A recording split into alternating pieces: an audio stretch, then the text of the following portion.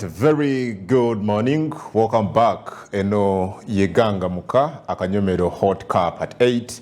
Nze Adam Kungu njagala kwaniza nate tutuse wetuli okubeera nga tukongera n'enteekateeka eno. Webale okutwekuumirako tuli ku Facebook, tuli ku YouTube, tunoonyeeko Baba Television Uganda ku Facebook, Baba TV Uganda ku Twitter, oyinza n'ogenda ku YouTube channel yaffe Baba Television Uganda n'obeera ng'otulaba bulungi era ng'oteesa naffe butereevu nnyo. Olunaku olwaleero nga bwe twabategeezezza tugenda kubeera nga twegattibwako Minisita wa Uganda avunaanyizibwa ku nsonga za housing mu ggwanga, State Minister for Housing, Honourable Princess Persis Namuganza, Member of Parliament owa constituency ey'e Bukono mu district ey'e Namutumba. A lot of things are happening ku side eyo oba baddogoberera ebigenda maaso mu Parliament ya Uganda okuviira ddala omwaka guno bwe gwatandika ku nsonga z'ettaka lya wano Naggulu Nakawa. Erigambibwa nti oba oliawo Minisita Namuganza ebiseera ebyo bwe yabeera State Minister owa lands yasobola okuinfluencinga okuwaayo ettaka lino ku ba investors abakyamu era abantu abamu ne bamu-accusing okubeera nga impersonatinga President wa Uganda, ekyawaliriza Parliament okuvaayo n'akakiiko ad hoc committee okwongera okunoonyereza ku nsonga eyo okulaba obutuufu bwayo. Ettaka ly'e Naggulu Nakawa has been a center of discussion, center of, a controversy wano na wali era Parliament negenda maaso n'okubeera ng'enoonyereza ku nsonga ezo. Era bw'oba ojjukira bulungi nti ad hoc committee eyateekebwawo yali egendereddwamu okunoonyereza ekituufu ekiri ku nsonga eno, naye twalaba abamu ku babaka ba Parliament later on bwe baavaayo ne basonga olunwe mu minisita okubeera nga they accused her of undermining, okuyisa olugaayu mu mirimu gya Parliament. Era omubaka Solomon Sirwanyi ye yavaayo ku floor ya Parliament naga nti Parliament bwe yateekawo ad hoc committee oba akakiiko mu kunoonyereza ku nsonga zino, Honourable Princess Persis Namuganza reportedly yagenda ku mikutu oba omukutu ogumu ogwa TV questioninga obuyinza bwa Parliament, questioninga akakiiko kano ka that ad hoc committee akateekebwawo okunoonyereza ku nsonga zino, agati tekayina buyinza bukole ekyo, tekayina mandate munoonyerezaako era nti emirimu gy'akakiiko ako egyali gikolebwa tegyali mu mateeka mu mbeera efaanaganako bwetyo. Era nga kino it became a center of discussion. So olunaku olwaleero tugenda kubeera nga tuwayamu ne mukwano gwammwe Minisita wa Uganda Honourable Princess Persis Namuganza kwongera okutegeera ebigenda maaso ku nsonga eno. I've read somewhere ku bannayuganda abamu abagamba nti Parliament eremeddwa ofokasinga ku nsonga enkulu ezigenda maaso mu ggwanga, aneesalawo okulumba the person of the minister of Namuganza. Twalabye wano just recently nga minister ali mu Parliament annyonnyola aga nti banne na petitioning recommendations ez'akakiiko kano, kakati lwaki nze temumpuliriza? And Parliament actually went ahead nekola ebyayo nalebye Speaker of Parliament, Deputy Speaker Honourable Thomas Tayebwa nga he seems to have ignored Minister Namuganza byamuga nti bane najulidde saali mu mativu n'ebyazuulibwa ad hoc committee eno n'engenda mu Constitutional Court okola interpretation ku kino. But that you're not considering, and she was asking why. I've also read discussion ku mikutu egy'enjawulo nga bantu baga nti bwebanga ensonga zaali ku social media nga bwe mwaleejinga nti ne minisita yagenda nga bwe mwogera nti ku mikutu gwa TV ogumu minisita akubuuza where is that sufficient evidence eraga bino nti ddala byaliwo mu mbeera efaanaganako bwetyo. So Our discussion is going to rotate around there. Eranga studios Minister Princess Persis Namuganza asobodde okubeera nga atwegattako katwetolemu katono nnyo tujje naye tovaawo.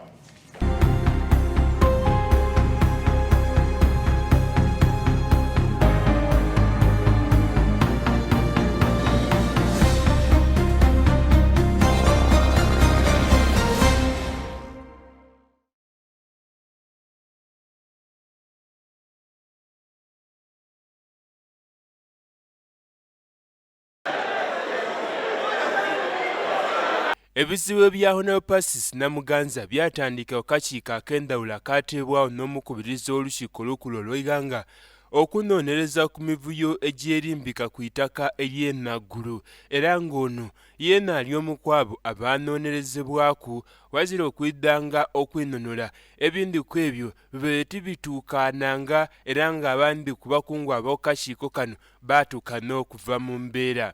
Right Honorable Speaker. Procedure Honorable made at second. Era abantu ab'endawulo baiddenga nga banoonerezaako nga n'omulini Minisita Honorable Persis Namuganza gwe bakoba nti ono yavaayo yakuba nti Parliamentary eno ezira buyinza bumutoola mu bwesige era yavaayo yakuba nti waliwo n'abandi ku bantu abaali bali kumuyiga be yali tasobola kwinonola kigendererwa kyaibwe. Ababaka ba Parliament nga buliddo bakubaganye ebiduubo kwa lipoota eno we basabire ne Minisita Honorable Persis Namuganza okwidda okwetonda ekintu kyasoose okuddeema. Wazira ababaka ba Parliament okulemera ku nsonga eno ono amaze yapondooka yayidda yeetonda aye nga tikiriimatiza Parliament ng'alinga ali kikola mu buwaze. And honorable members, if I hurt you in any way, I regret. Era ababaka ba Parliament baviireyo banenya enneeyisa eya minisita n'engeri gy'ali kuiddanga okolamu emirimu gye nga bakuba nti ensonga ey'okwetonda kintu kitono ino kubanga tinneeyakasooka n'okikola. Mbaire ndi mukoba kimo niba ababeera mu komiti nga komite eri kunoonenkererya. Honorable Serwanyi yabaire one of the witnesses ayikayo tutuukire mu debate nga ndi mukoba nti kayi lwaki debatinga omu komiti ekyo wasubmitingiremu musoniwa singa avaayo yabanga yetonze aye alaze nga alina obusungu bungi okusinga ate Parliament. Era ne ku nkomeyo tulenze okwogera kuku ne Honorable Persis Namuganza olwo nga yakaidde afuluma olukiiko olukulu olw'eggwanga okutwinonera ku nsonga zino ekitamaze ne kisoboka.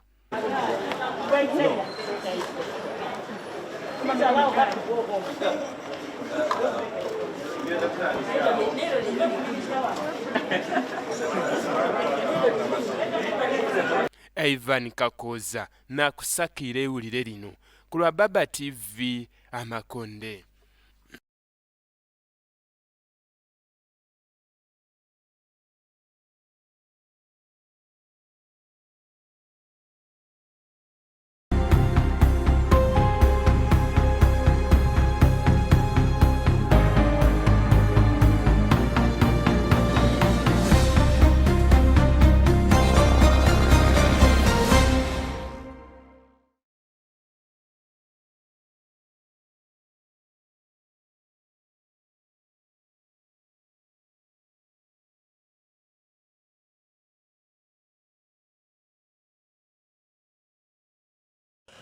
All right, welcome back. Hot Cup at 8 Muganga Muka Adam Kungu Gegange. Tuli ku mikutu gyaffe gyonna egya social media. Genda yo kati oberenga otulaba.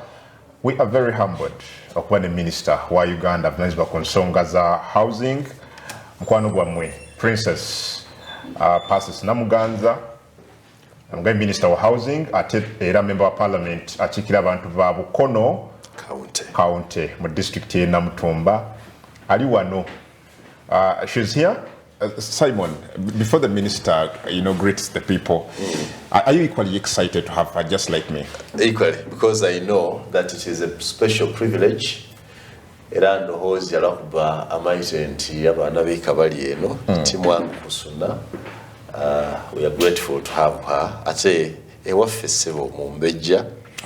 Era singa tuba kuba tuli waffe tandisose kutula nti are you the fit person kubera mu Mbejja naye wayisedde already ye mwenyiri yamaze okukwate bwakuwa abamaze okulaga but we are grateful to have Honorable Namuganza. Nsangaire okuboda munange kale ssebo evali mirimu zena nsangaire kubabona kansa ensa ayonyirira tuboneko oti muntu ayine bizibu kisa kya Mukama bukono eryetya bukono walungi era nenda kubebaza nti mu mbeera eno yona yona we are together tuli wamu. Yes. Let's go to housing. Nga tukaina kujja ku bino. The document you say Minister of Housing and Urban Development. Lands, housing. Lands, and let's look at particularly the docket here housing. How is Uganda doing there? We are not doing well because we have a deficit of 2.1 million housing. A deficit? A deficit. 1.2 million houses. When you say deficit, do you mean houses that government ought to have built for the people or those that people have built for themselves? It is actually for government. If you add on government what it would be doing, the deficit is huge. It's like about 5 million houses, which we are supposed to provide to Ugandans. Houses which are affordable, decent, you know, to make Ugandan people comfortable when they are living there and sleeping comfortably. But now the 2.1 deficit is even those people who can afford to access a house at very minimum prices, but these houses are not available. People who can afford money according to the research which was done according to the ordinary Ugandan income, like at a mortgage rate or a long time period, about 30, 40 millions, up to 50. Those houses are not there. So bwe mubeeyo mulinga ku bintu ebyo lwaki muyanga yandenza ofuna mortgage etali kugisobola lwaki muyanga yandenza okuzimba etali kusobola kuzimba mubiringa ku gavumenti kiki muli kuleeta kiki mulowooza twenda amayumba amalungi aye ebizimbisibwa biri waigulu eitako tuzimba tulifuna waza ki gavumenti kyekola okumpagira nzimbe ebyo byonna byonna nga byoyogeire the challenges era land accessibility oba land acquisition okufuna eitaka ku muwendo omusaamusaamu eitaka erizira ku wrangles disputes. Yes. So ebyo byonna bimakings a house to be costly. Now nga government kubanga okusinziira ku our manifesto eya NRM, a government yatamu NRM government yatamu okutuusa ku bannayuganda affordable decent houses, amayumba amalungi abannayuganda ge basayina okubamu. But I think because of the financial envelopes ekyo titusoboire kukikola ate tubaire tustrugglinga neibanda lya Libya ndowooza oliri bulungi. Yes, kubanga omugenzi Gaddafi bwe yaidana okwogerezaganya ne president waife yali amuwaire amagezi nti tukolagane together kubanga abantu amayumba g'okusulwamu kintu kikulu ino. Omuntu atasuze bulungi tasobola kuyiya bulungi tasobola kukola niwabuna wano ku TV nga wasuze ti wantu walungi. Yes, omuntu akubona nga byoli kwogera olina so kupalo yafa tubaire with those stringes nti national houses yali erina okuinvestinga these houses at a simplest minimum oid bali babalire na ku 10 million obenga wefunire numba. Yes. Ndoza muulira nti omugenzi Gaddafi ye buli muntu yawezanga emyaka 18 amuwe numba otandika okweyiya. So bwe yafa ebintu byagotana ate ife twatwala so long okubona nti tufuna pattern obundi. But the good news I want to give to Ugandans kubanga tulikola ku cabinet paper is supposed to be presented even before Christmas. Yeah, because tubaye tutesaganya n'aba Libya oidi batawuka. At present ya guidance government eriku tineyakola n'ife endagaano. So nga waliwo to harmonize. Yes, bali babeeta rebels bali babeeta ki. But now we have finished and the chat since to Sanusanti, some of the partners abage magana ku Libya side. Ate baife bana Uganda one. Some the rich people. So but sanife and they calculated the amount they basobola okuba refunding and the other 28% badirize Libya. So kati awo we are good to go. kufuna pattern owundi. That's very good. But how do you survive in a ministry that is full of that operates like a court? Ministry emwe yala serioti court. Minister ageze kusala misango wano. Minister ageze kuteleza wano. Minister ali wana is how this that's how this ministry is designed, or that's your leadership style ngaya baliyomo? You hear every minister in your ministry is struggling to put up things right anywhere. Is it because the other institutions of government are not working, you don't trust them, or that's your leadership style? I don't want to say that they are not working per se, but you see land in Uganda, first of all, the land we have, Uganda is a small country, but it happened like that when we have not come up with proper land act which is direct, because there have been so many amendments, now like the Land Amendment Act of 2010, the latest, it gives dual ownership, owekibanja n'ow'ettaka. Kakati ne bakugamba nti ow'ettaka tobaako kyokola nga teweebuuziza ku ki ow'ekibanja bwe kiba kiri meja, n'ow'ekibanja naye tabaako kyamaanyi nnyo kyakola nga teebuuziza ku ki, naddala wano mu Buganda kuba ndowooza olaba nti Kereera asinga obungi ali waneeno. Yes, so kakati ebintu ebibeera bwe bityo, then ani mutuufu? Kivulaba nti kati tuli kuleeta amendments eziri volume of them okutereeza the land tenure system in Uganda. Ettaka lirina okubeera nga lya muntu omu nga mwanyizi liryo liba lya Persis liri emisana gwe liryo, naye kati bino bye bayogera nze ndi kungulu ono ali munda. So tulina okugendamu okugonjola obuntu obwo nga bw'ogambye, kubanga sometimes ne kooti nazo ziri overwhelmed nti ensonga ezimu za history nnyo, jjajja n'akola bw'ati, jjajja n'akola bw'ati, and yet court yo eyagala ebintu ebiri straight forward. So we tutagendamu politically kitukosa, kubanga oluusi olaba ow'ekibanja eyazze ejjo ate ali kugobawo ow'ekibanja abaddewo, kubanga tulina entalo ab'ebibanja n'ab'ebibanja, ow'ettaka n'ow'ettaka. Oba okyali awo ettaka lyerimu oli n'agamba nange nina ekyapa, nange nina ekyapa, nange nina ebiwandiiko. So sometimes these issues zetaaga political intervention, tuleeta mediation okulaba nti tubuuza abataka nnyo. Ekooti zimu ne wezigenda mu kyalo okubuuza abalamuzi nga bo bamanyi, tebalina budde bwa kugenda obunyo, ate ffe abantu bwe bakyawa gavumenti tufiirwa, tuva olaba nti baminisita baddukaano ne wali ate nga kituukizibwa mu mateeka okukola mediation. Who inspired Namuganza into politics? Going back to history, you're one of those people who have risen up very quickly through the ranks, RDC, youth leader, and member of parliament, minister. Who inspired you into this? You know that when I say wanyaniriza ng'omumbejja, and you know that the royal families, they are rulers in the first place. So my history stems far from my grand ancestors. That leadership is in our family and it's inborn. Yeah. So when I grew up, I started getting interested in politics, just like it's in the blood. And I joined the NRM Youth League when I was in senior one that time. So I've been trained and nurtured in the NRM norms and principles. So I'm one of those NRM Youth League who know what to do, because we have gone through so many sessions of training, security, what. So some of us are not just ordinary politicians, as you see me here. Hey, no. And that's why I was able to become an RDC at the age of 24 years. 20? I was the first youngest RDC. It's on record. Yes. Because the president, His Excellency the President, used to appoint RDCs who are mature. And that time, it was actually a trend of old people. Exactly.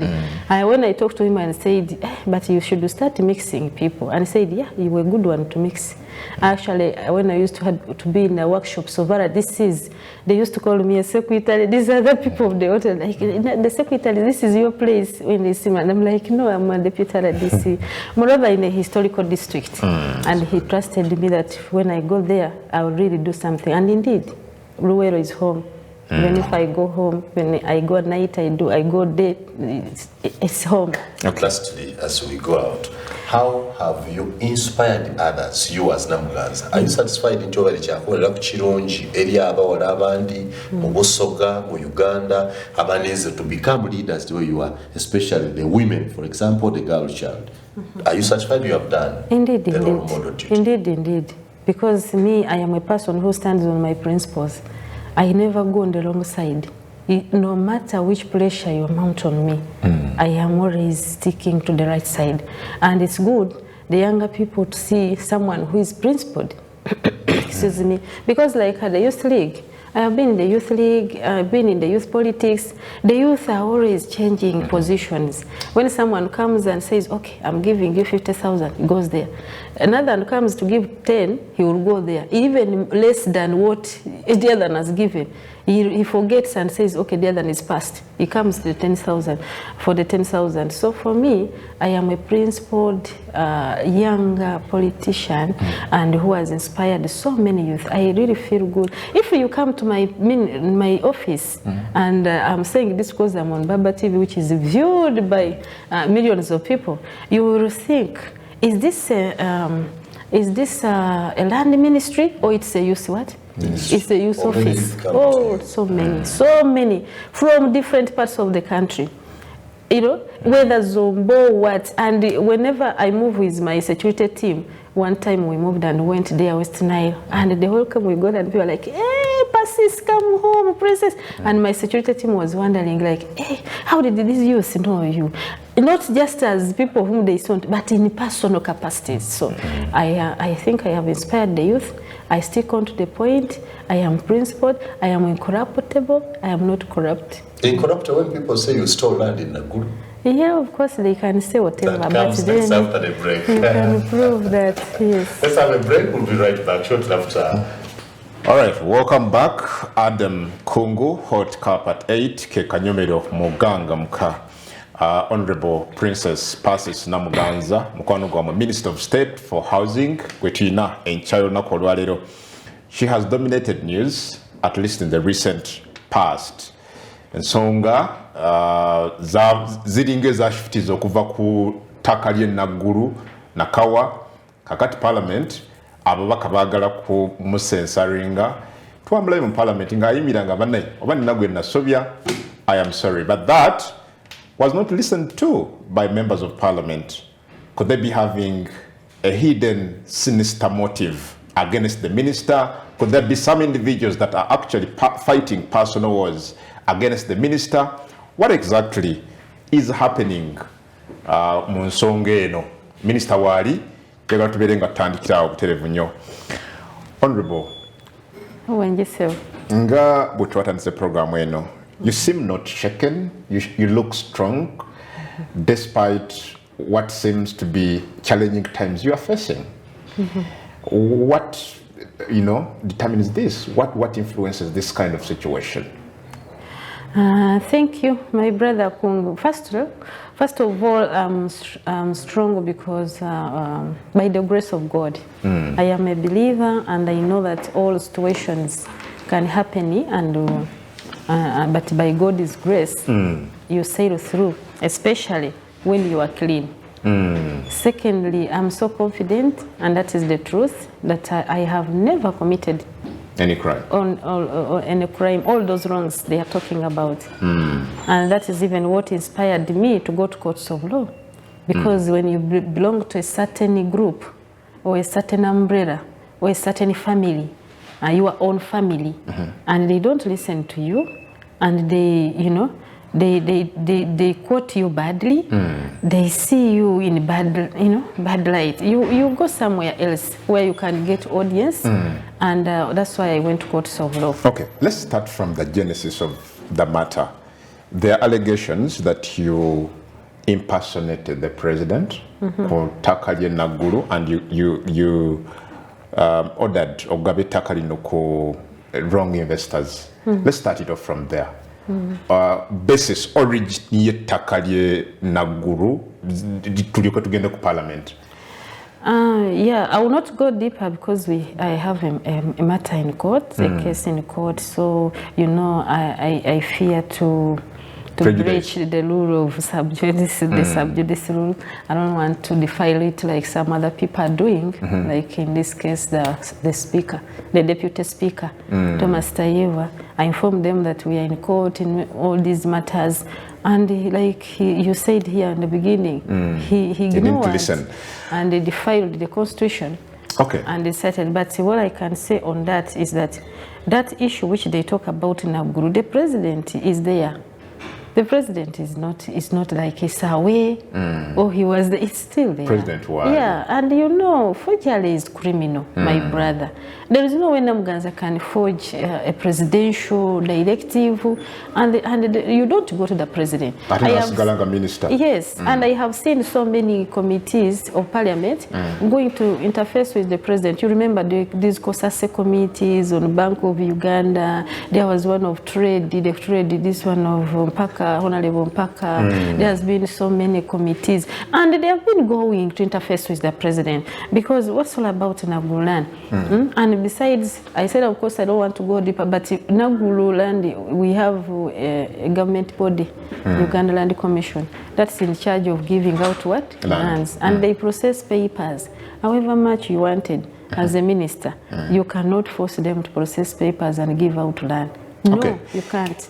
Okay, well, but what your allegations, Honorable, ko directives of government were forging, Parliament may take out that ad hoc committee. Yes. You are accused of going to one of the television stations, social media, to question the powers of that committee and Parliament. They claim you undermined Emirimuja Parliament. How true is that? Of course now katinga bwogamba bwano ku Baba TV wano nalabako nga mulaga amawulire ababaka abamu abo ba Solomon Serwanyi bane nga babakandaliza mu kakiiko ako bababuuza kubanza nabagamba muleeta obujulizi kati gwe mwennyina zikungu bwogamba nti nakuvumye tobeera n'obujulizi wavumye kino era wakyogeredde webale nnyo kati bwogamba nti genda ku Baba TV yalabye ng'onvuma nze kennyini yakuvumye ngende noonye clips zonna eza Baba TV gwogamba ezijjeyo kisoboka nabasaba obujulizi obwo mumpe obujulizi obwokubavuma kubanga nze ababaka bannange mbasaamu ekitiibwa lwakimanyi era byonna bye bali mukola they are just dragging them in okulaba mbu buli omu yatugambye bwati naye ebintu byabwe bibasabako obujulizi tebabikola ki tebabireeta mwabalaga bonna nga bali awo actually Serwanyi yagamba nti nze lwaki mwennyini sigenda noonya obujulizi oba akakiiko kanoonya eki obujulizi. Yes. So they are simply alleging. Yeah, because ekivumu njagala bajjeyo kati like now this good Baba TV erabibwa abantu bangi bajjeyo ebivumu ebyo byonna nga biri bukakafu babiteeke mu mawulire mu mpapula z'amawulire babiwe TVs babiwe ki bagambe nti bino bye bivumu byatukoze eki byatuvuma. Yeah. So eyatandika kino I think it was in July nga bw'oyogedde ye omubaka muno Honorable Solomon Serwanyi yaga nti oyo yali ku TVM ne mu WhatsApp group I think waliwo WhatsApp group ya Parliament. No accusing ad hoc committee no kubeera nga tekoze emirimu gyayo bulungi ngeri independent. You've just said it here. Abamu kuba investors bano committee yabatulugunya nnyo. Is that what you meant when they were being interrogated? Were they treated unfair? Era byonna mubitulaga wano. First of all, mutasobola kugamba nti toyogerako. For us, the president waliwo ebintu byatugamba buli lunaku. Ne bannaffe nga batuula mu cabinet ne bwayita caucus eya NRM ne atugamba, first of all, don't destroy your country. These people come from wherever they have come from to come and invest in this country.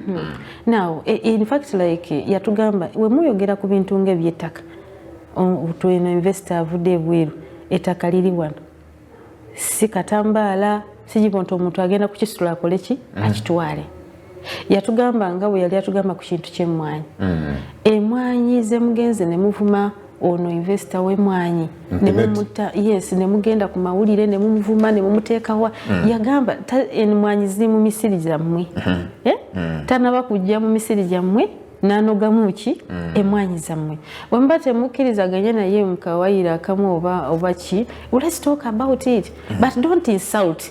And for me, I take the words of my president. So, we batuyita abo investors be batulugunya by the way since naba wetaka. No, because sinabuyinza bugabe ettaka baba webwa Uganda land. Yes, actually I didn't know them. No, sabamanya. And even themselves kirina mu report bagamba nze tebamanyi. But they used to write to the president through the minister. Sometimes to the president agamba mufusindike muki Uganda Land Commission for consideration, not even a directive. So bw'otandika mwanyinaze ku omuntu ng'oyo gyamu esaati oli kakiiko akakiiko ako obukiiko obwo ndowooza mu bulaba wetwogerako adifemize ki obukiiko but it's the integrity of all of us as parliament. Yes, kubanga gwe bw'ojja ng'olina kye wakoze kungu nga tukunoonyerezaako tukubuuza ebibuuzo ogende. One time ndowooza walaba bagamba Honorable Matia Kisaija nti akaddiye nnyo. You remember? Don't you think you are too old and you should go home wasting our time? Why should you insult an elder like that one? Nti olw'okubanga oli member wa kakiiko. Why? Because obukadde it's not that bulina abantu abamu tebagenda butuukako. Kungu nange naawe tuli wano we are young. But time will come and we grow old. Yes. Very true. But instead they are using people who are aged and they respect them. Biden is how old? The President Biden. Okay. So in a nutshell, you're saying you didn't insult anyone. You didn't undermine Parliament. You simply questioned. Yes. I questioned them. Because I come to you as a colleague and tell you that I have never forged. I tell you, don't show me what I forged. But you have gone and published my name. Do you have any personal vendetta with I'm a leader. Abantu bebukono bawulira batya ngongambye ndi mubi ndi kisirani ndiki ebintu ebyo nabakosa ate bo be banvuma ate bagamaze nkoze ki wano tewalaba kuwenezide bwe banvuma I saw walaba mbavumako. You actually even apologized ngoli banvuma ne banvuma buli kimu kyonna kati bo be balina empisa abavuma nze abo be balina ki empisa. It's very unfortunate. Okay. Honorable, committee yanoonyereza ku nsonga eno despite okuwakanya ebyali bigenda mu maaso ne bakusindika mu rules committee ekulemberwa Honorable Abdu Katuntu omwezi guno nga gutandika Parliament ne passing a motion that perhaps could see you being censored. Kyetwalaba luli mu Parliament, they asked that you apologize. You first kind of insisted, but later on you came and stood before Parliament nogamba naye balina gwe nanyiiza bansonyiwe. Reaction y'abaka ba Parliament abawerirako ddala bagamba the body language didn't speak to the the body language, and I want to quote Honorable Segona ngagati Honorable yandi omubiri gwe tegwalaga ekyo nandifukamidde. They wanted me to kneel down. First of all, in the name Sango Mukoti, when I said that Wembanga I wronged anyone, Wembani Nagwina Sovia, I'm sorry. Bagamba no. Era ndowooza nti speaker. Later Thomas Tayiba ya ruling anagamba twagala apology nga n'omusango zijjayo mu kooti. But we yali atandika. Yagamba tamanyiiko sinamusavinga nti ne mu kooti. Naye nga ate Constitution under Article 250 egamba nti legal proceedings by or against the government should be served on what? On Attorney General. It is in the Constitution. Right Honorable Thomas Tayiwa yamenya ssemateeka w'eggwanga olunaku wamulaba agamba you didn't serve me, I've been in office the whole day. Ssemateeka an article teyogerangako nti Thomas Tayebwa nga ye deputy speaker ali mu bantu abalina okusavingibwa singa government ebeere wawabiddwa and parliament lyeri mu kuttabi erya government ndowooza ekyo kimanyi and attorney general yali mu parliament mu kifo ky'okubuuza attorney general kubanga yali asavingiddwa banedda ate is the legal advisor to government. Honorable Attorney General Kiryowa Kiwanuka yalina mu parliament awo ng'atudde na wano kumpi asirika. Instead Honorable Thomas Tayebwa, the right Honorable Thomas Tayebwa ya opting okubuuza Abdul Katuntu, Honorable Abdul Katuntu chairman wachi ng'ate eyo level twagivuddeko edda twagenze legal, we are now in the constitutional court gwe nodda ku chairman owa rules gwobuuza ate namutafutira amateeka obubi namugamba when you read the speaker decides the speaker decides, yes, but ne bagamba okudecidinga kwa speaker under subjudice rule nti kulina okubeerawo nga speaker amaze okulaba nti omusango gwe bawabiddwa tegukola ki the under rule 73 ng'omusango guwabiddwa nti debate bwegenda mu maaso tegulina in any way debate gyegenda kukosa ki court proceedings so gwokubeera able okusalawo ekyo mwanyinaze oteekwa okugenda n'osoma content y'omusango ogwo n'ogutegeera bulungi n'obeera na legal advice ya Attorney General then osobola okukomawo n'okola ruling mu parliament tekitegeeza nti nga wootutte kati nze bw'otuula wano nekugana nakuwabidde osobola okumanya byenkuwabidde yes naye ye yagenda n'abuuza Abdul Katuntu Honorable Luluzi chairman so okudda ku ekyo ky'oŋŋambye ekya committee eza Luluzi baziteekawo okutufuga okututambulira okutugayidinga tulubenga bwe tuteesa byonna biri mu mateeka naye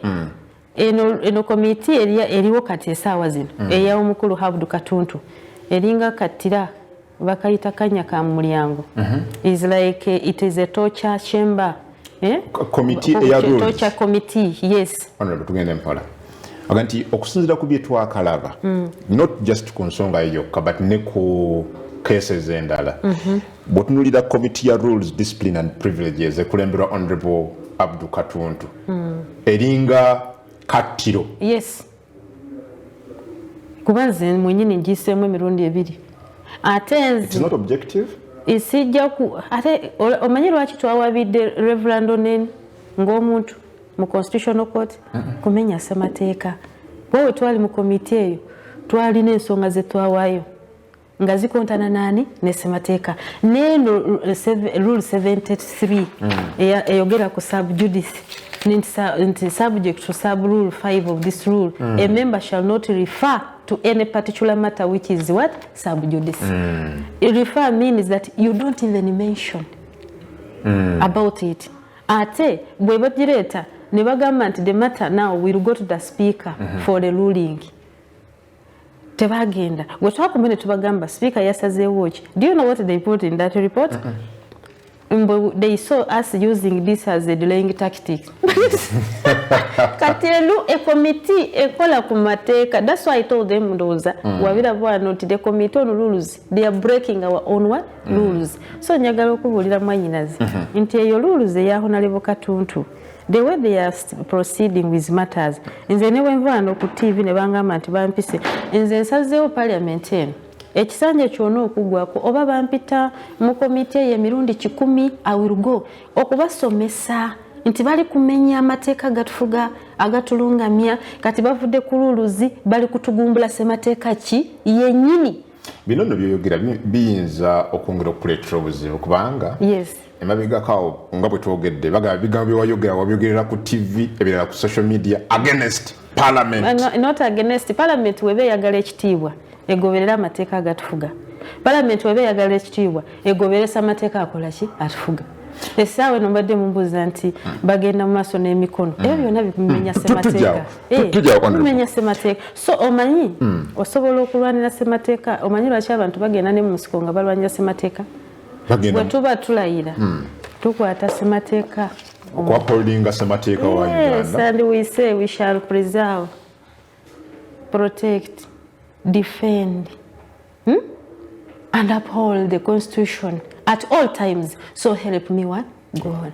Okimanyi nga tosobola kufuuka mubaka ajjudde nga tokutte ssemateeka. Kati nze bwe nkutegeeza ssemateeka kyagambye gwe n'omumenya nze naawe ate nga nze nalayira.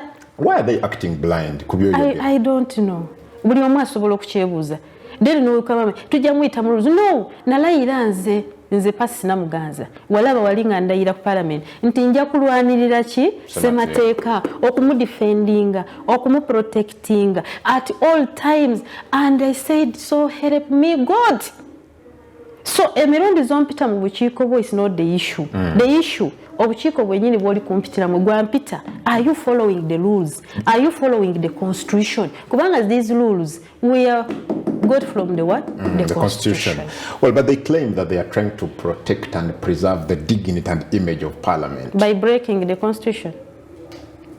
Kinziremu nkusomedde wano okuva lwe natuuse eddakiika ntono. Yes. Nkusomedde sub judice rule.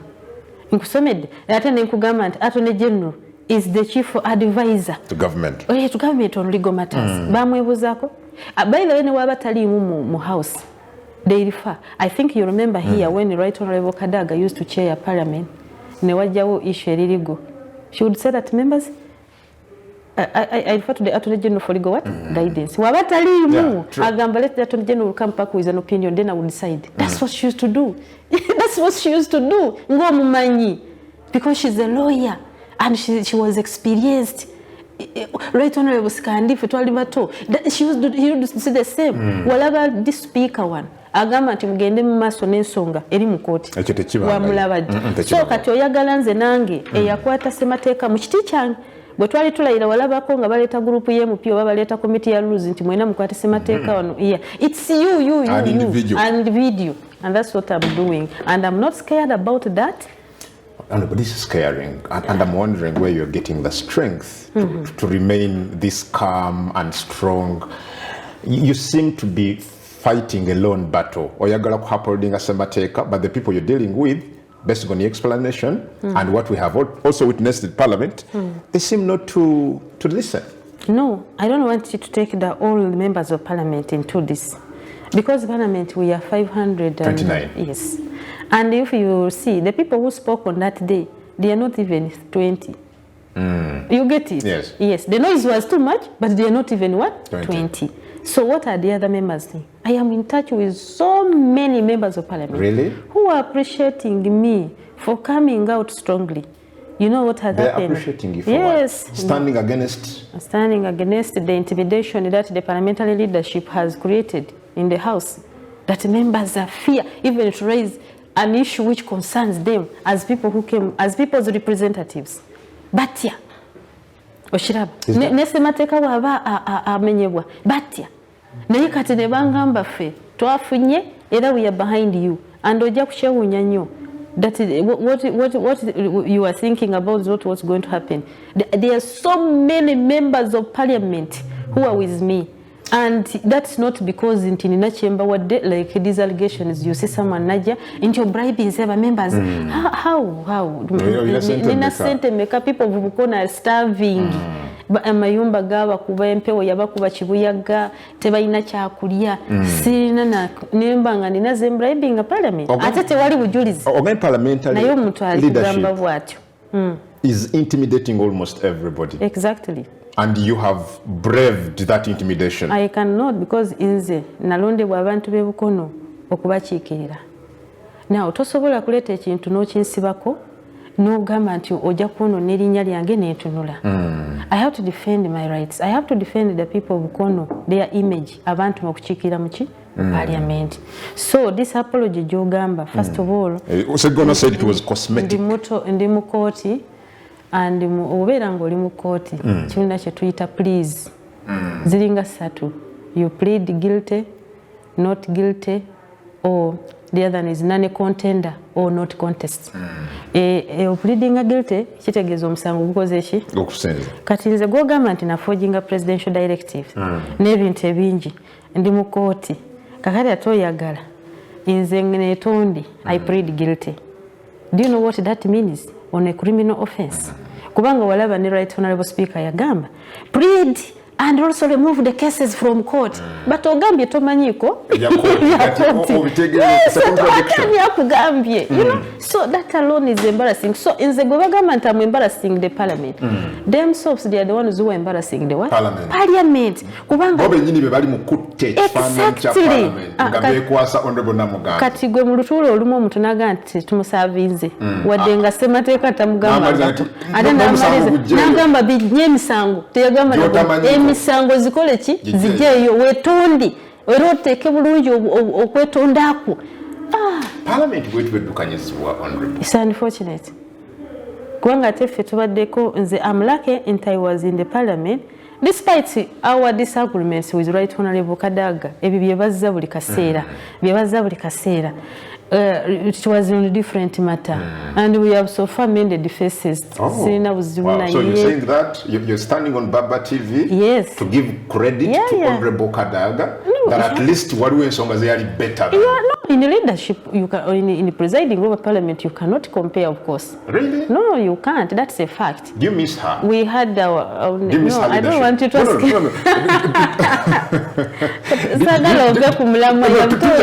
you miss her leadership in parliament? No, of course, compared her leadership, sincerely speaking, this one currently is one thing. Obabanzayo mubi. Kubanga omuntu amenya semateeka.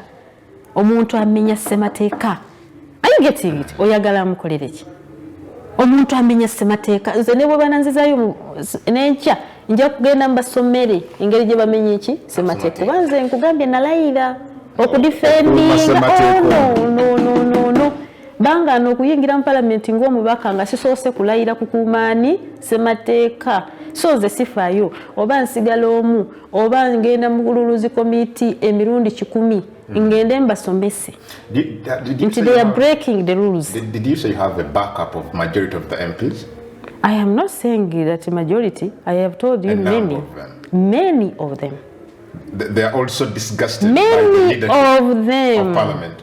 The way business is being conducted, you know. Now you see when members are speaking, and someone says, procedure. Who has told you to access my microphone? Who has told? Haven't you had such? No, we're playing clips here.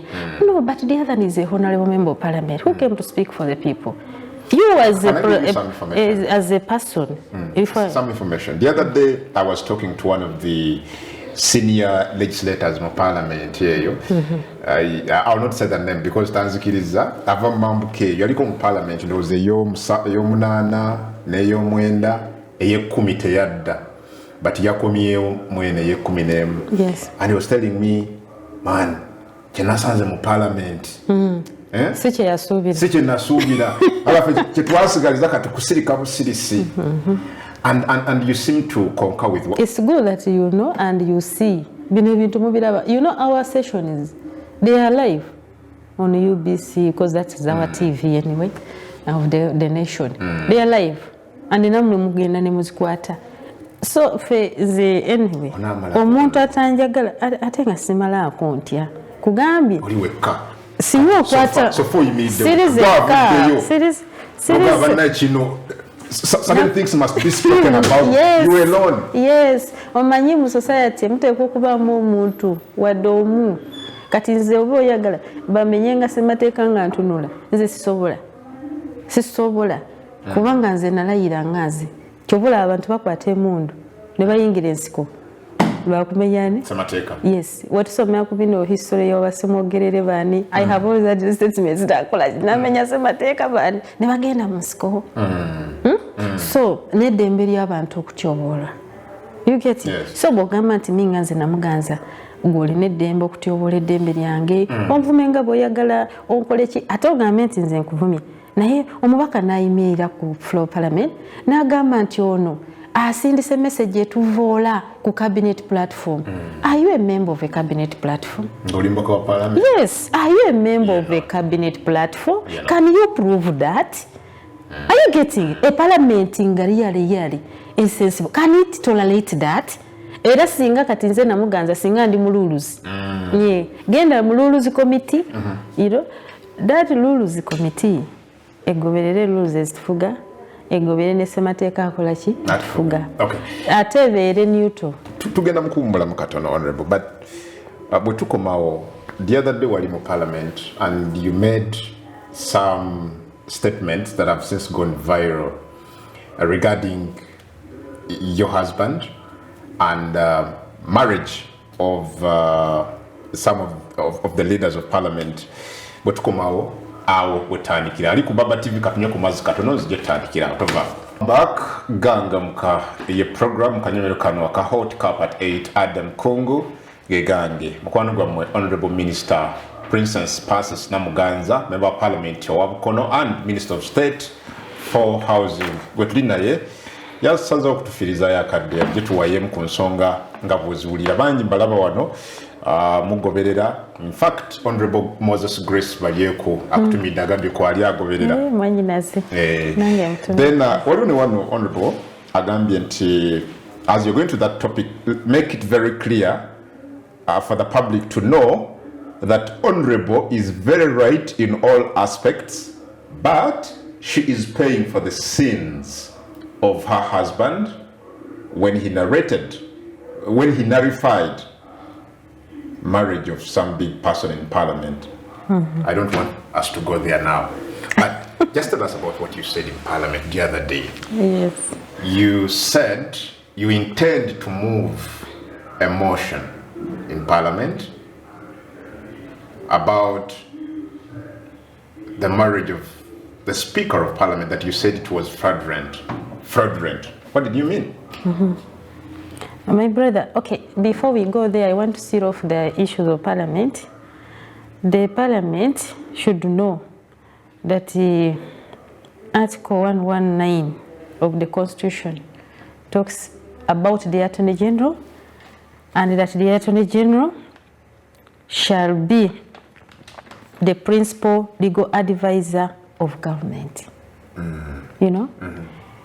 Whatever is happening now, whatever they are doing, as you said, signing, I don't know what, censure, what, they have not consulted the Attorney General on these matters. Or they just pretending. They are just maybe pretending to break the Constitution.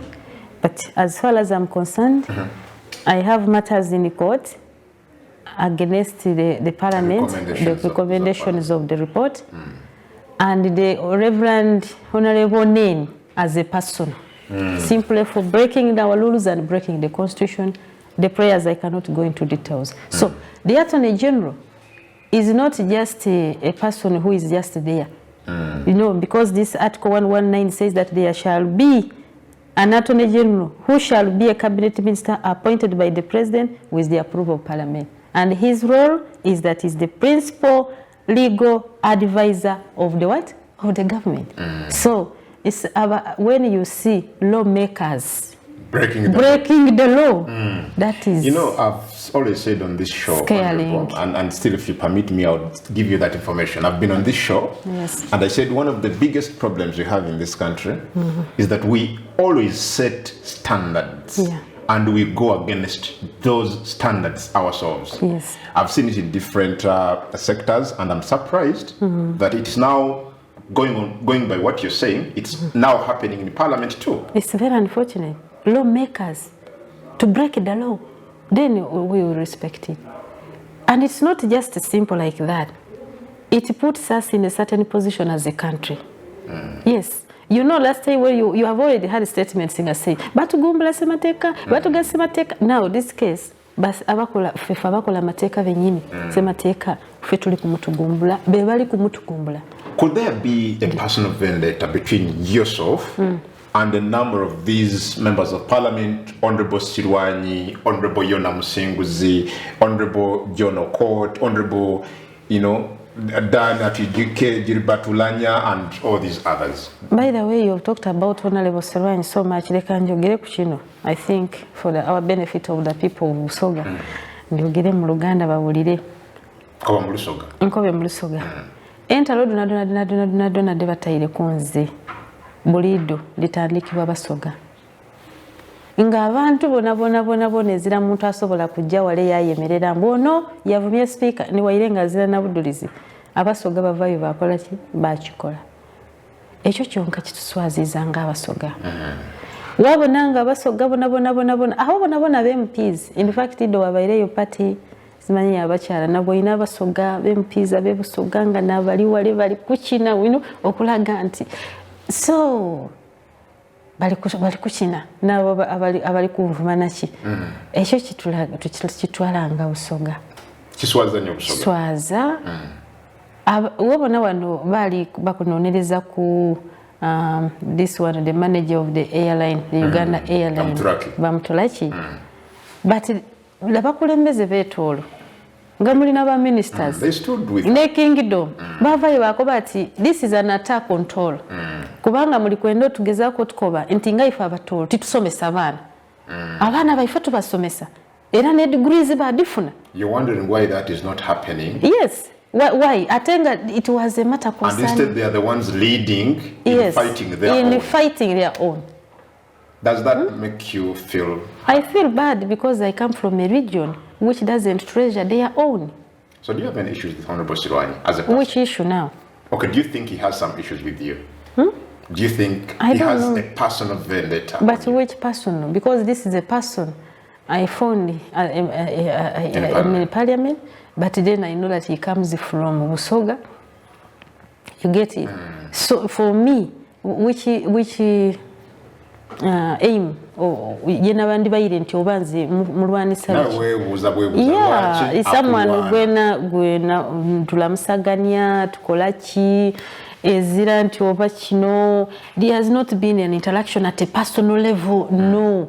Aye wabonanga nali kulete byaswakaba nga basuga babindi. Oh no yakozati. Oh no yakozati. Nga bamunaba muluya nga mulina akaana ko lugambo. Ayogera nebizirawo oba abana bati obaidi mwino oba ezira kyakozaako bati mami ona akombye sukali waire takoze eki tamukombye you know that kind of thing. So abasoga kino tidde oba kiri tutwalawa kubanga nze kuva ku mulembe gulinga nkoba abasoga kulwanisaganya atenze gubako bati nize mbalumba. Nze tibalumba ngako. Nze bulido banumba. Oh. Yes. Bulido banumba. Kadive issues zede dakali chedaliwo tibalumba ngako. Nze mba waife era nze banumba waife nko wabukono nkono yenva yenzaliwa mu family. Tobalumba nkonga abantu. Yeah, even this one tibalumba ngako. Niwo otairewo komiti amangu agoti mfojinze amangu agoti nzirampisa tibalumbanga ku. So I want Ugandans to separate that. For me as Namuganza, I have never attacked anybody. They always attack me. You see how long have I spent when I'm not in the public domain? I'm doing some good time. You're simply doing work for the ministry. For the ministry, which is so busy. I don't come out here. You've invited me several times to talk about housing issues. Actually. And I always say you come and don't make it. Now for you are there trying to help Ugandans who are struggling with land matters, because for us in the ministry we work together on land matters. Land matters are so many that not even Honorable Sam Mayanja, not even Honorable Judith Nabakova or Honorable Biga Kanyakani handle them. We always separate and say, okay, for you so we decided to work together because the ministry is so demanding. Okay. Honorable, already they don't have your mawulire agafulumye nga baga nti emikono babuzaayo anajoka only 40 signatures remaining. Nze nakugambye dda sayagala kukiddamu. The proceedings of Parliament right now are what? Constitutional. They are illegal. They are unconstitutional.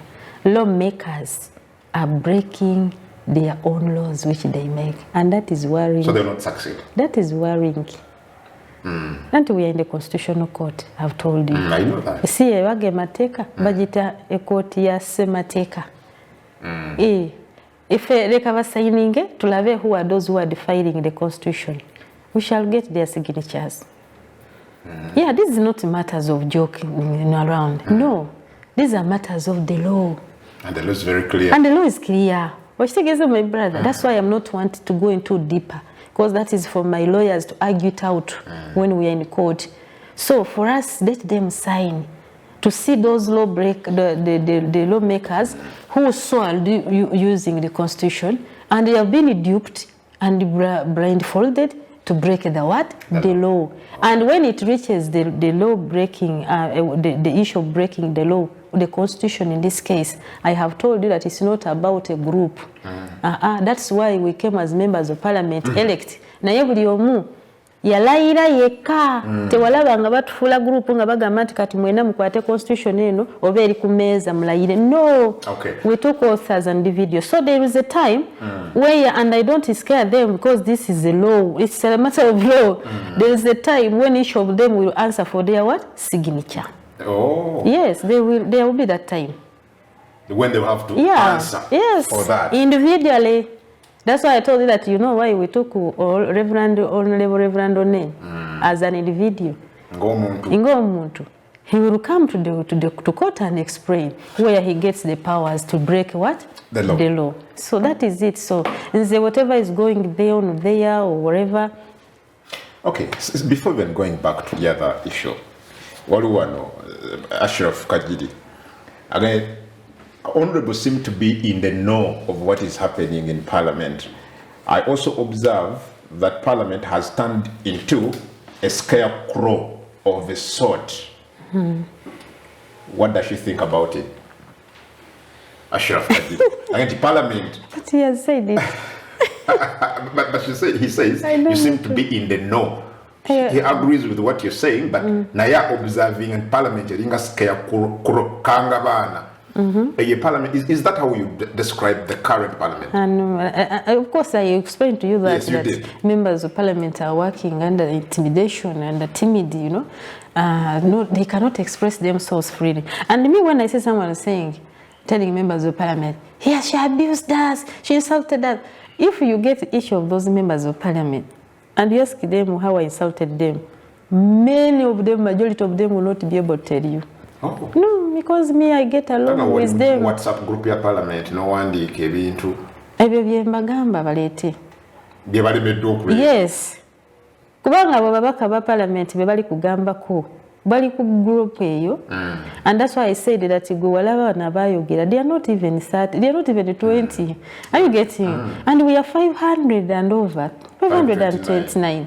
You know? So, we osubira nti bana abayogeredde wano n'omuntu n'agamba nti abadde wano n'agaba said, but tulina cameras. Are you getting? Tulina cameras. That is corruption. First of all, iwe gwenyini obeera ogyegula ababaka nti ababaka bonna abalondebwa Namuganza mubaka munaawe alina sente z'abagabira oba kikumi. I don't understand. So ebyo byonna bye biriwo naye nze nakubuulidde nti nze sifaayo oba bampita mu bukiiko oba nze nja kugenda mbasomesa. Yes, ne rules kuba nze namulayirira ne rules zino ne bazimpa. Bakukwasa semateeka ne bakukwasa naki ne rules zino, rules of procedure. So inze zino era kati tomanyi kye bankoledde. Inzisomye zonna zindi wano. Actually newunyiza bali yes, neno constitution banyambyeko. So kakati nze I will share them with them. Okuleka okumisleadingibwa nabo tebayagala babaka kubanga already honorable ingatu nti balina predetermined position. They seem to be having a position which they are chasing. Libona abalaga amateeka, don't you think they will be? Waliwo abatono abawabye nakugambye dda. Waliwo abatono abakoze ki abawabye ebibawabiza be babimanyi bennyini. But bangi nnyo bali soba. Nakugambye bagamba to unalebo we are behind you. And ekito kiyita kya muzanyo. Ababaka bajja wano balina emitwe gyabwe. Some members of Parliament saying literally the same thing. Yes, ababaka balina emitwe gyabwe. And that's why nze kugambye nze mpulira bubi weno mbaka agenda kwogera point of procedure nomugamba genda fa ku muzindalo gwange. Omuzindalo si gugwo, omuzindalo gwa mubaka. Are you getting those microphones? Si gwe nga presiding officer. No, omuzindalo si gugwo. Ate by the way, nawe twakulonda bulonzi ba ku muzindalo gwange. Who has told you? You humiliate. Nze gwagamba mbavuma. I cannot do that. I can't do that to a member of parliament. Eyalondebwa abantu. Eyalondebwa no Mukyala Kalaga yali akugamba. Please honorable member sit down. I have not chosen you yet. Sit down and first yali coordinated. That's why nkugambye we disagreed fine on other issues but not in the leadership. Olaba okuchamuka kusaidia leadership excitement. Obanjite excitement obanjite kisimanyi nange but njiraba bulabi bwetambula. Njiraba bulabi bwetambula. I don't know that. Ebyo byonna bye bagamba nti insulting. They are insulting themselves. Kubanga sita kusomera mateeka n'ogamenya. Ate n'oyagala nze ngambe nti muli kukola bulungi mugende mu maaso. It's not me. Nga tuva ku ekyo nkubuulire nze nalondebwa abantu ab'ebukono in a hotly contested seat. Nesimba n'abasajja ne akalu ne kaba hot sajja ali kwebaka bwebasi nti nakedde ababukono nga bampadde ki akalu era ababukono balaba Baba TV bateko kuba bagiraba akalu kali hot kali mu intrigue ezive ewala betwakose eno ku mataka bonna bagwira bukono tewabiwulira wali osanga emotoka ezivudde e Kampala nga ziri ebukono ne weewuunya eno tawuni oba kyalo ne jamu n'akwata. I wondered insecurity wawulira we bakuba abantu bange ne batema until president n'abiyingiramu nga batemye abantu bange babatemyeko engalo you know it is not that nakeera netula ku mukeeka ne banonda bulonzi awo so najja mu parliament okukiikira abantu bange nga kyemba kiikirako ndi muntu mumanyi siri muntu wa bulijjo nga bwe balowooza nti omala gavaayo n'okola allegations n'onfuula kimpe ekyenkubire n'otyobola eddembe lyange gwe n'ogenda mu maaso bwe balowooza kakati kye bali mu kukola nga tukibaako ekyo kwe ku mobilizing ababaka okubateekamu obusungu yatuvumye leeta ebivumo nga we nakugambye leeta ebivumo bibawe photocopy them print out obibawe. They are mobilizing even members of parliament to gang up against you. No, because of these statements they do. Yatuvumye zowulira yagamba what neko cabinet platform yagambye what ne wabanga toli member wa cabinet what yagambye tetutegeera ndi mulalu bonga bagamba actually bangamba ndi mulalu bobe bayitanzo mulalu bote bali mu kuvuma and I wonder but ne Yesu bamukomerera ne bagamba mututere Barabas ono ye mukoleki Barabas omutemu omubbi crowd yamukolaki yamusaba Yesu ye omutuukirivu yali talina kyabakoze nga babulira njiri na kubakola kibagamba oyo kubanga tuli mu mwezi mutukuvu oyo mumutte omututere Barabasi ono mumutte oli mumutte ekyo kyokkanza omukiriza kirina kigamba so okugamba nti lwaki oli bwomunyo siri bwomu by the way tuli bangi but in this circumstance okuba nti nze njogera nti olwokubanga emimwa mingi zinsonseemu tekitegeeza nti what they are talking about is the truth. I respect my colleagues and they know bakusiba mu ofisi yange tubayamba ku by'amataka from their constituencies you know and bansanga and bamanyi nti by the way nze minister atakandaliza babaka they know it. Me once I hear bagamba honorable ali wano sometimes I say honorable agenda mu house nengamba bana abantu abalala kansoke njogere nani ne honorable they know it I have done so much say praising because I am a person alina omutima gw'okuserving abantu so yo kama nti nze kumubaka munange ne muganda totegeera how tunywa ku mazzi katono bwetukomawo honorable atubulire bwe yatugamba ku motion gyateekateeka gyatugamba nti fuse erina ebizibu byegenda okuleeta there is a marriage that could cause some problems in parliament yali ategeeza ati katujje tutandikira out of her. All right, welcome back to this last segment of Gangamuka. Adam Kongo ebule dakiika 3 z'okwokwera essaawa 4 ez'enkya olunaku olwaleero. Honorable Princess Persis Namuganza, Minister wa Uganda avunaanyizibwa ku nsonga za housing mu ggwanga ate nga mbaka wa parliament owa Bukono County mu district y'e Namutumba nga tukuba torch mubiriwo nga bw'obiwulira ebibuzo byammwe mbiraba wano biyita ku 075 6 0 2 5 0 075 Azano genda ku Twitter handle zaffe @BabaTV Uganda ku Twitter, @Adam Kungu ku Twitter. Era nayo oberenga okwatagana naffe buterevu nnyo tugambe ebigambo nga bw'obiwulira. Honorable, akadde kaffe kagenda and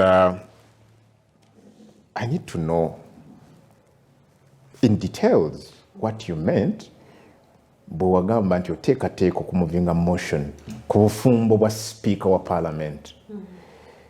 We start off from there. What did you mean exactly and why? And what's wrong with her marriage anyway? And what is the connection between her marriage, which I think is a personal matter, to the land issues or whatever parliament was investigating? First of all, it's absurd that such a statement esobola such an act kisobola kubeera ku muntu ngoyo. The Speaker of Parliament, according to our hierarchy of government, is number what? Number 3. Number 3. That means that you have the president, you have the vice president, His Excellency the President, High Excellency the Vice President, and then the Honorable Speaker.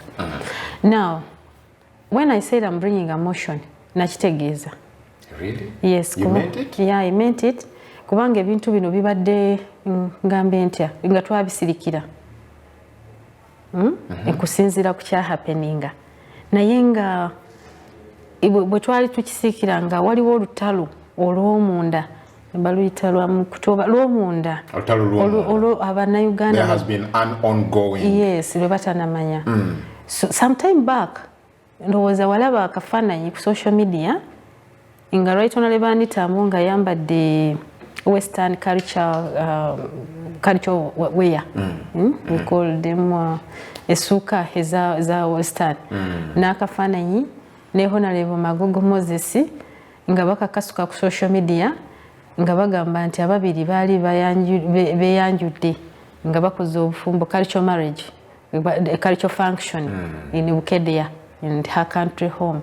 Mbwera nga Magogo atutte ente 5, embuzi 4 oba ne millions zimeka. Naffe ne tulaba. Okay. Ate munange abantu baba beyanjula gwe, do you have anything to do? You don't have any issue with it? Yes. As if that was not enough, after some time, shortly, ne walaba akafaananyi ka Right Honorable Anita Mongo era ne Honorable Moses Magogo beekutte mbu bava ku weddinga. Ndowooza nako wakalaba. N'omuntu eyasooka okusindika congratulations yali Right Honorable Thomas Tayibwa, the Deputy Speaker. I still have it. I congratulate you, my sister, for the holy matrimony. I saw that tweet. You saw that. Holy matrimony. I wish you a happy what? Marriage. Nze nange nenkalaba. Nze saabifaako because is it my business? No, of course it is a private issue. It's a private issue. Ng'ekyo kiri happenings, I think kyayitawo nga weeks 3. Kyayitawo nga weeks 3 nga tumaze okulaba akafaananyi ako n'akakateeteeyi akeeru. N'akakofiira ng'abantu abava okuweddinga. Ffe twasigala twebuuza baweddingiddewa, bibadde bitya, babadde babiri bokka, buli omu yasigala yeebuuza tebayagadde kuyita bantu. Fine, it is their private issue, though a marriage is a public function. I hope you know yes, that. Yes, I do. Because it's a social function. But now, weeks 3 nga ziyiseewo, my husband abeera ali ku mirimu ze emitongole as the town clerk of Makindye at that time, because he's no longer, he's now holding another portfolio.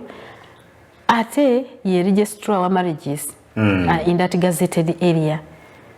Afuna abantu bamukubira essimu nti we are coming to the division, we have issues. Kafaananyi kobadde oyogerako producer wange ankoze bulungi nnyo. That's the photo that made rounds ku social media that the Honourable has been referring to. Yes. So omwami wo, Mwami Geoffrey Lwakabaale, receives a phone call. Yeah. That's it. We have some issues to do with KCCA. And you know those technical people of KCCA, they are always handling matters of Kampala, bano balwanye batembeyi, you know those kind of issues. And sometimes they work past time. because now like sometimes even in the executive director of KCC you can leave office at 10 and what bano balwanye bano babakotidde ebintu you know those kind of things, so they work past time, and that time it was at 6 in the evening, 6 p.m. So he said, what is it? Because he thought maybe someone, you know, their operations, constructing, and they always come and put in petitions, never come, okay, let's handle tomorrow and let's do this. They have those emergencies as well in the city. So he said, okay, but I was leaving office because even already it's past time. So they said, no, wait. And so these people came. They came, led by Ambassador Ogwanga. He's an ambassador. Actually, sometime he was in which country? You remember he had issues of diplomacy and he was mistreating his wife. Now he's in another country, I think. I've not checked properly. Ambassador Ogwanga. So Ambassador Ogwanga came leading a team of security. And the team of security included the person or the bodyguards of Right Honorable Anita Mongo. I think you remember about the bodyguard called Aruho when they said he is in America in under circumstances which were not known. Na ye yali adusebudusi at that time kubanga when this thing happened bali bamunonya kola statement. Kakati ate oli navayo nagamba mbu bodyguard we yagenze. So this a little matter but briefly just kubanga manyiti the TV erina programs endala omwami wange ne bamugamba Ambassador Ogwanga ne bodyguards ba Honorable Ntamongo in the office. The office at the division in Makindye. Ne bamugamba nga bali bazze n'empapula za marriages. Ne bamugamba nti omanyi tuzze otusayiningira empapula zino za marriages nti gwa weddinze wa Magogo na Mongo. First of all, it was a shock to him. Nagamba lwaki? Kubanga procedure ya marriage is clear. Yes. You know, civil marriage even. Otekwa kubeera nga first of all, tolina even another contradiction marriage. It is standing. And ekyo okukifuna ono register marriages ayina okutekinga time to find out. Nti gwe tolina bufumbo bulala bukontana. Are you getting? Ekyokubiri otekwa okuproducinga letters from Eroswani. Waliwo documents nti cultural function took place. Era yababuuza mangu nnyo nti why now and where did the cultural function take place? Manyi bamugamba nti Right Honorable Anita Mongo yayanjula Magogo ku Mistil Hotel e Kampala. Mistil one. Jukira akafaananyi kali nti onatuta embuzi 5 oba ndiga mmeka ebukedeya kati bali mu kugamba nti beyanjudde wa ku Mistil Hotel. Honorable, and these allegations, are they facts? They are facts. Because it's in the it's in the record. Is na kugamba sireta kintu kyesirina bwino okwo kwe kulumba gwe bagamba nti mbalumba. This is a person number 3 attacking my husband to sign for her marriage certificates nti yabagasi. Kale gwe kankubuuze gwe bwolaba bawanga asobola okugatta Magogo na Mongo mu nsi eno yonna. Tasobola? Simanyi tasobola. Asobola lwaki? First of all, Mistil gye bagamba investigations are still going on, but tewabeeranga okwanjula. Okwanjula bagamba kwali Bukedeya. Walaba akafaananyi ako nakubuuziza. Ate kati okwanjula kwava kutya Bukedeya nekujja ku Mistil. Yewe kuba kuzze ayo olina okikola ku ssaawa ezo 12. So bamuteeka mu kaseera akazibu. They put him under duress. Abantu abamanye by'amateeka they know when you fixed under duress, but bonna balina pistols mu biwato. Ekirungi nti tuli mu division erina cameras. Golowooza nti bino byetwogera bintu byanywanjwanjwa.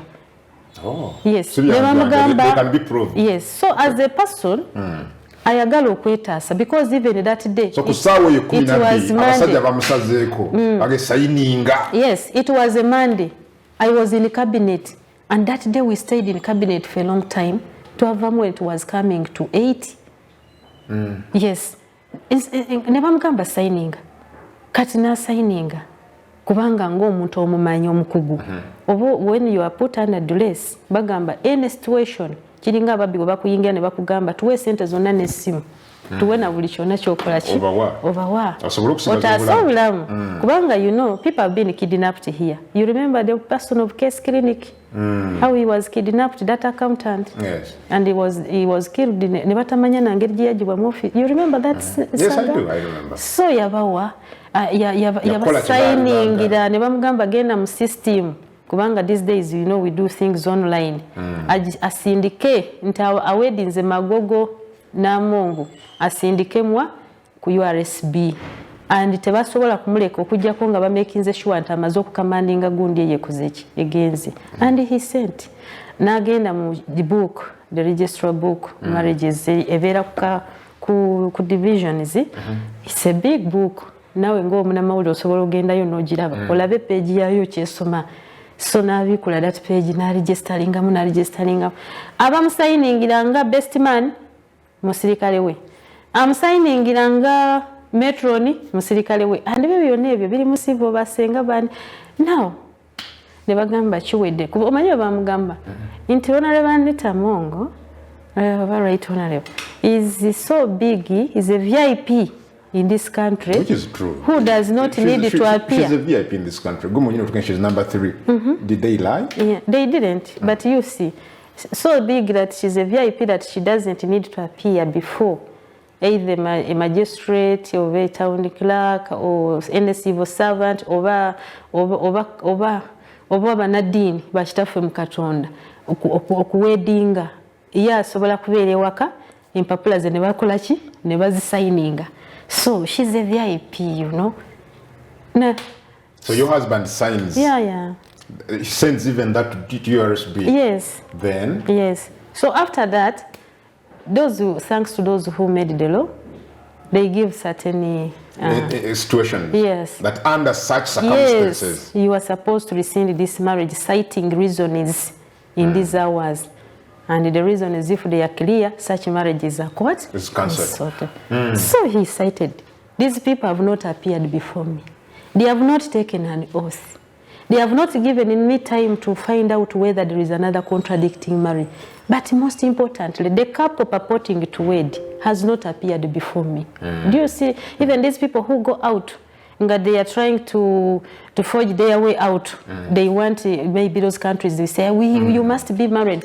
Do you see how they fake marriages? Yes, they do. They pretend, but inside they know they are not wedding. But these ones did not even bother. To do Number three. And let me tell you, I have sorrow and anger inside me.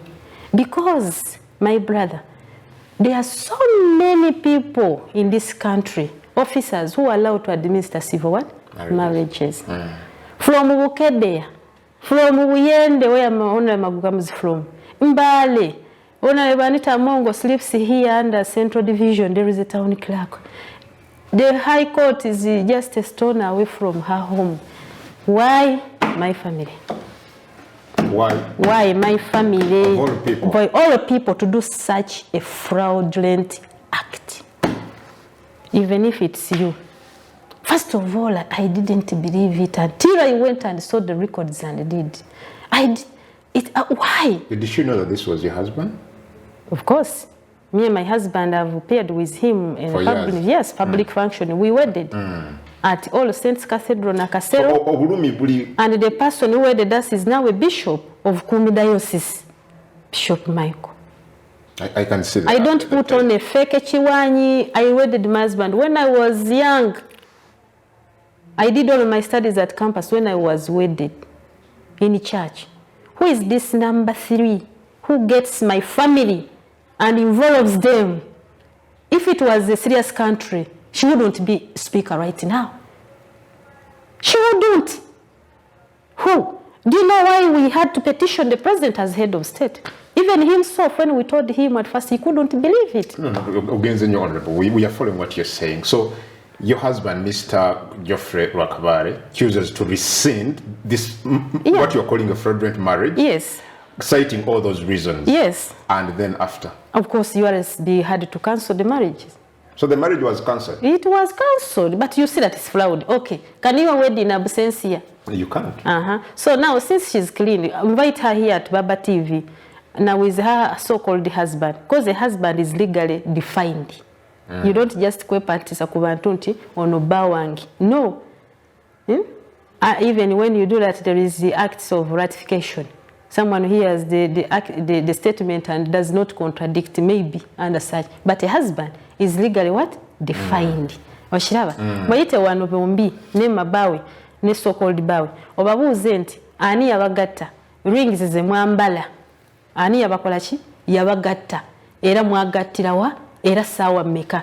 Era bakulage n'ebifaananyi bye babagattirako ne cameras oba kiki. Kubanga I have told you that a marriage of that nature, if you want to go formal, it's a public thing. You get it? Have you ever seen anyone they wed in absentia? No, that has never happened. I've never seen it. But it has happened on Honorable Anita and Magogo. It happened. It's you telling us. Yes, that's why I've come out to tell the public. That's why you can go to the headquarters of Kibuli and ask them what are they investigating and who has told them. Oh, yes. Police is investigating it? No, why? Because we petitioned His Excellency the President. Oh, you had not First of all, this is a criminal act. So URSB cancels the marriage? Yeah. Then you petition the president? To notify him as head of state. Who petitioned? My husband. Yes. Because he's the one who had been in the what? My husband, it's not me. I just come because I'm a spouse. Who got worried that among all the people who can administer, I saw her later on the last time she went to meet Pope. Nengamba, olwaki teyagenda ne Magogo Pope n'abagatta. Because it's very sad to involve my family in fraudulent. Do you know, even when my husband, if he had not acted in those hours which allowed under the law, any person would come out and show him. Are you getting? Because the law is the law. I cannot read it now. Yeah, even the law gave penalties if you forge marriage, whatever. One, if you were a public officer holding a public office, you are supposed to resign. Yes, it's not a joking thing. You're supposed to resign. The president is aware of all this. No, I cannot allege the president, and that's why I don't want. Yes, I don't want maybe to say what the president is on my side. No. The president comes in as a new subject because as a head of state, when such a thing happens to somebody, done by somebody who is number 3, from him there is only one person to what, you can't take matters lightly. It has security elements. It has hidden agendas which we cannot exhaust right now. You understand, my brother? Yes. You can't, because you want to tell me that.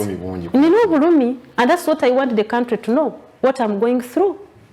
Gende Makindi, because that register book is not like a leaflet, maybe Jebaskam. No, it's a book. You know, these papers they turn, and even they went also in the register, Nevasazamwera. Hey. Yeah, that's what must done. You do it in the hard copies and also in the soft copy. But did you see a certificate now circulating purportedly URSB said URSB, the law gave them functions. Theirs is to provide the form and the format. Are you getting it? They are not responsible for wedding anybody. And once the registrar of marriages of that gazetted area, abagamba this has happened and what, that's why it's in the law. You can rescind it. Okay. They cancelled it. So if it was really that we are serious, I don't want to say that we're not serious, but you know, Ugandans, we see things and we take them for granted. Yeah, and such actions, if they accumulate, they put our country into bad light. Okay, I'm now getting to understand that the person he talked about is your dear husband. Yes. Mwami David Kabanda. Yawandika ku Twitter naga Clark Machindi, Mr. Rakabari Geoffrey, your concubine, the Brown State Minister from Busoga, shouldn't use you to fight proxy wars. How does Right Honorable Anita Mongo's relationship or marriage concern you? Nebidala. Kakati we no mukolera ki? Ayogera talina information. Ayamalaga ayogera bwogezi. Kakati concerning ndi mukugamba. nti gwe bakozesezza okuforginga certificate zaabwe ate gwe you are tweeting nti it doesn't concern you kati oli mumanyi because you see my brother when you want to be an intellectual and commenting especially on such forums for such like Twitter these are big forums that they are read internationally world over you know. So you don't just get kubango yagala bakulabe nti ayo on payroll ni waboli payroll you get proper what information kati oyo first of all a concubine is somebody's malaya in Malaya I think it is known an official wife it's not a concubine not yeah I've told you that's my wedded husband yes byayogera tabimanyi tebikwatagana talina information ndowooza okiraba n'ebino bye boogera mu parliament bayogera bwogezi tewali bwino but nkugambye nze kyempitamu ng'omukyala nti mu bantu bonna ba bishops aba Catholic Church we bali wano ba sheikhs lwaki Magogo ne mukyala we tebagenda oba sheeke mubajje obene ekibuli ne babagatta they looked for your family and they have Magogo has an Islamic marriage which is existing you know here we accepted the Sharia law so when you have such a marriage okujja ko ngomaze okudivorcinga bali bakazi bo mu married. Okay,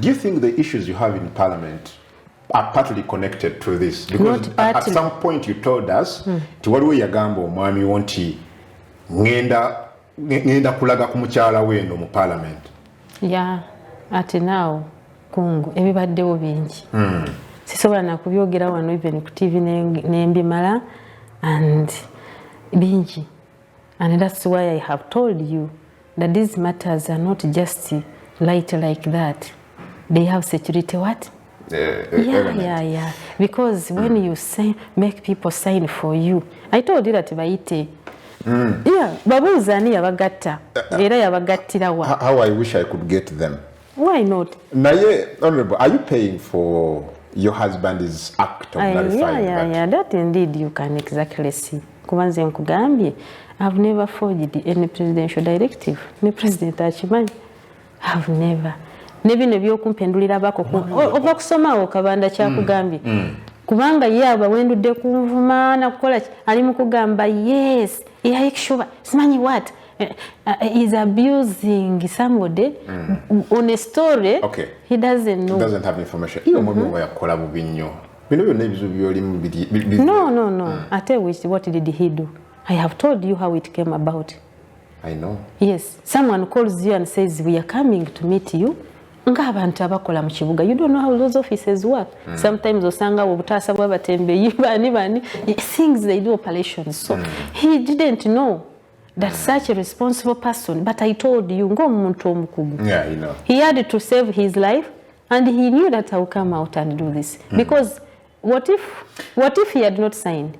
Are you sure that he would be known where he is? No. I have told you. Have you not seen this where people have been disappearing? Yes, I've seen it. And they put it on government? Yes, we've seen it. When it is individual actions? Yes. The possibility that basobola omubuza, it was high. You get what I'm saying? It was high. It was high. That's why they identified themselves so that in Uganda they can do anything. Yeah, so I want to appeal to the country. Actions like these are very bad. And that's why I'm not taking them for granted. They are very bad. So the motion, I want to bring it at Parliament. You still want to bring it? If they deny tell it, us briefly about this motion. Why I want to bring it? Because now the rules, I told you that these days, the rule have said that the rules 85 of our rules, it says the behavior of a member shall be guided by the code of conduct of members prescribed in Appendix F. And Appendix F is here, is talking about public trust. Members shall at all times conduct themselves in a manner which will maintain and strengthen the public's trust and confidence in the integrity of Parliament, and never undertake any action which may bring the House or its members generally into a disrepute. Now, with actions of our Right Honourable Speaker of Parliament, isn't the House in a disrepute? Isn't the House under disrepute? This is a rule which talks about public what? Let me read it. Let me read it for the public. Public trust. Members shall at all times conduct themselves in a manner which will maintain and strengthen the public's trust and confidence in the integrity of Parliament, and never undertake any action which may bring the House or its members generally into disrepute. Yes. And now other rules, because here I told I want to appreciate the time, but other rules now say that the member, the speaker in this case, should maintain the decorum of Parliament. Not at any one time should he or she drop it. And once she does that, it's one of the issues why the speaker should cease to be. So what do you intend to achieve in this motion? We shall achieve. What do you intend? Because now, say such a person to continue chairing Parliament, you are torturing my family, you are participating in fraud. Fraud is criminal, and the facts are there. Are you getting it? Whether we go to court or what, she will prove who ended her, and how did these people. I have told you that Kampala is not a village. Kampala, at least the president initiated, and we have managed to have some cameras. Don't you believe so? Yeah. So evidence evidence will be there, whether in court or where. Are you getting it? That this team, Ogwang and others, move at any one time at the division. Okay. Evidence will be there. Honorable, ngatula tukumaliriza abantu abebukono njagala bagambe ebigambo bisembayo mu Lusoga, because many of them balazo okutya bagamba omwana waife ebintu tibiri kujja bulungi. I mean, tell them something that can give them hope. Abantu bebukono because bino byeraliikiriza generally kubebaza. Yes, byeraliikiriza kyobola baluliwe naliyo njagala kwebaza aba reverends baida bakola ki bansabira banta mu maiso ga Katonda olwa challenges them kyenendo okubebaza nti mwebale kwemera ninze kubanga mwidi nti nze tiri mwibi mwidi nti nze mba n'ekitono na sharinga nimwe ayenga kyange nendo okubagumya nti bino ebintu byonna bibali ku ntaako ekisooka waliwo omulamuzi asinga abalamuzi bonna ni mukama waife Katonda Yesu Kristo omulokozi waife aye n'ekindi waliwo amateeka agalamula ensi eno ate ensi eno erina abantu abagifuga bendidi nti baida kwekenenya ensonga dino nga bwe ditambula mwankobye nti mwenda kutambula kuyida Kampala ku machinga kulaga obutali bumatizibu waimwe the same ne youth league NRM all over the country but ndikogeranga nimwe nakoba nti no muleke olw'eddembe lyaife and tuli mwezi mutukuvu ndikubasaba nti mwikaikane dine ensonga ediriwo dida kugondoolwa nga tubita mu mateeka mu ngeri etulungamyanga ensi so ndibasaba muleke okwogera okweyiwa ku streets n'okola kinti mwenda kwekalakaasa kubanga abantu bali kunkobanga lwaki fe oba tusasule itaka oba wayiba itaka bebukono bankobye balenda kusonda sente oba banayiba itaka bashiri baide bakole ki basasule government itaka imeke eryo bakobye oba omuntu analeta mutwalo. So that's the love I have for my people.